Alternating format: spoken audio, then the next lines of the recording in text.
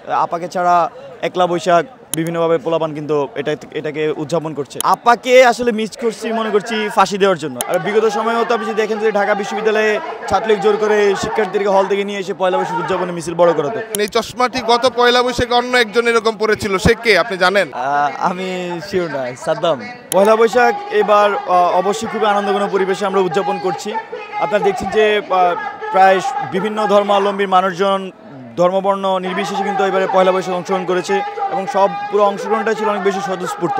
আর বিগত সময়েও তো আপনি যদি দেখেন যে ঢাকা বিশ্ববিদ্যালয়ে ছাত্রলীগ জোর করে শিক্ষার্থীদেরকে হল থেকে নিয়ে এসে পয়লা বৈশাখ উদযাপনে মিছিল বড় করাতো। কিন্তু এবার খুবই স্বতঃস্ফূর্তভাবে এখানের র্যালি আমরা দেখছি। ঢাকা শহরের মানুষজন, এখানকার বিশ্ববিদ্যালয়, কলেজ, স্কুলের স্টুডেন্টগুলো কিন্তু আজকে পয়লা বৈশাখে অংশগ্রহণ করেছে এবং খুবই স্বতঃস্ফূর্তভাবে সেই অংশগ্রহণে তারা উদযাপন করছে। আপনারা দেখবেন যে এখানে এবারে পয়লা বৈশাখে শেখ হাসিনাকে নিয়ে বিভিন্নভাবে ট্রল করা হচ্ছে। আপাকে ছাড়া একলা বৈশাখ, আপাকে সহ পয়লা বৈশাখ, আবার এই যে মোটিভ নিয়েও বিভিন্নভাবে পোলাপান কিন্তু এটাকে উদযাপন করছে। তো সব কিছু মিলে এবারে যে পয়লা বৈশাখ আমরা মনে করছি 5 আগস্ট পরবর্তী সময়ে এখানে যে সাংস্কৃতিক চর্চা, সেই সাংস্কৃতিক চর্চার একটা উন্মুক্ত পরিবেশ আছে এবং সেই উন্মুক্ত পরিবেশে সকল ধর্মবর্ণ নির্বিশেষে মানুষের অংশ। আপাকে আসলে মিস করছি মনে করছি ফাঁসি দেওয়ার জন্য।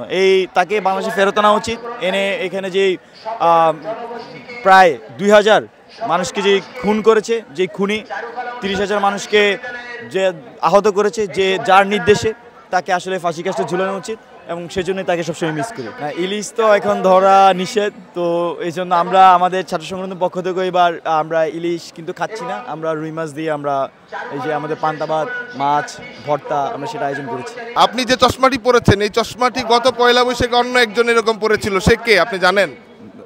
আমি শিওর না, সাদ্দাম। না, এখানে আওয়ামী লীগ যে বাঙালি জাতীয়তাবাদ নামে এখানে কালচারাল ফেসিজম এখানে তারা তৈরি করেছিল। আমরা অবশ্যই কালচারাল ফেসিজমের বিরুদ্ধে। আমরা মনে করছি 5 আগস্ট পরবর্তী সময়ে এখানে যে সাংস্কৃতিক চর্চার উন্মুক্ত পরিবেশ আছে, সেই উন্মুক্ত পরিবেশে কোনো ধরনের কালচারাল ফেসিজম ফিরে আসার সুযোগ নেই। বিশেষ করে বিগত সময়গুলোতে আপনারা দেখবেন এখানে কালচারাল বাইনারি কৃত্রিমভাবে তৈরি করা হতো। আর্টিফিশিয়ালি কালচারাল বাইনারি তৈরি করে এখানকার জনগণের মধ্যে একটা বিভক্তিকরণ সবসময় আওয়ামী লীগ করেছে এবং করেই তারা মূলত তাদের এখানে কালচারাল ফ্যাসিজম তারা এখানে ইস্টাবলিশ করেছিল। আওয়ামী লীগ যে ধরনের রাজনীতি করতো, ছাত্রলীগ যে ধরনের রাজনীতি করতো, অবশ্যই আমাদের আগামী বাংলাদেশে এই ধরনের কোনো ধরনের রাজনীতি করার সুযোগ নেই।